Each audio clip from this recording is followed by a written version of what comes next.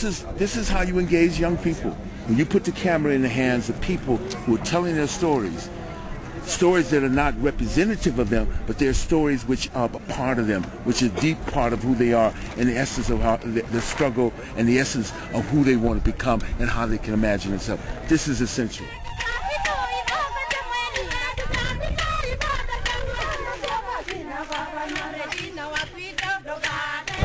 We talk about democracy, and we talk about stories, and we talk about how stories validate us. Media, film has a way of validating us. It's validating our existence, the fact that we exist, that our story has value and has meaning. This is important for this community, but not only that, because it translates universally to other communities as well. Communities all over the world, communities whether they're in Asia, communities whether they're in South Asia, communities they were in my country, the United States, or other communities in Latin America, etc.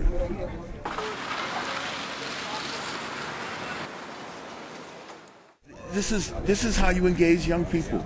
You provide them some sort of means in which they can imagine themselves or see themselves outside of this. Now, what's necessary is that once you create this new kids immerse themselves in this new vision of themselves, governance, and create the political space, that has to be open to them too. You have to provide them with opportunities to realize what they can be and who they can be. If you're not doing that, then all this is for naught. If the governance and if politicians and if this country does not provide this space, that means that it has to find another way in which not only the voices are heard, but the means to take people out of the situation, to take them out of the slums, and have them make vital contribution to the society. They have to play a part in that. Those people who have power, those people who have resources to change it, they have to go about changing.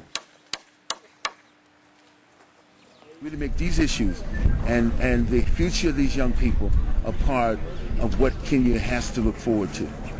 This is a way to empower those people, our citizens. These are our young citizens. Their ideas are just as valuable as we could reconstruct all communities in Kenya, and particularly as we reconstruct Kibera. You know, as they begin to tell their story, then we're bridging that gap. But it cannot be isolated on a little island. It is not something that can be shoved away and we take it out. It has to be part of our conscious. It has to be a part of we have to create this and make this a part of the body politics. That poverty, oppression happens when people's expectation of themselves is diminished. Their expectations of themselves and their expectations of what governance should provide for them. But it's also, in a sense, that we have to say and we have to demand that the space be made in society, the space be made in civil society, the space be made in the public arena for these voices. Not only their voices, but substantive stuff in terms of their futures that create the jobs and the opportunities for them to build lives. If you look at various communities, people depend a great deal more on documentaries for several reasons. One reason is that it's information. Often often the information we get through other forms of quote-unquote entertainment, of other forms which is supposedly informational sources, our newspapers, etc., news and everything. None of that tells the real story. Documentaries gives people information, and with that information empowers them. They have to still make a choice, as this young kid had to make a choice in this film. You know, he still had to make a choice of whether, as a young hip-hop artist has said, whether you want to take the red pill or the blue pill.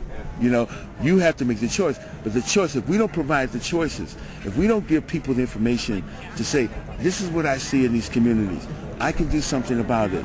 I have to be a part of this bridge building. This is not just up to these communities to create the bridge. We have to extend the bridge and extend the participation in this building of bridges. We have the technology to end poverty. We have that technology. We have the capability. Do we have the will to do that? You know, or do they become even more marginalized or silenced in this whole process? We have the capability to do that. We have these documentaries.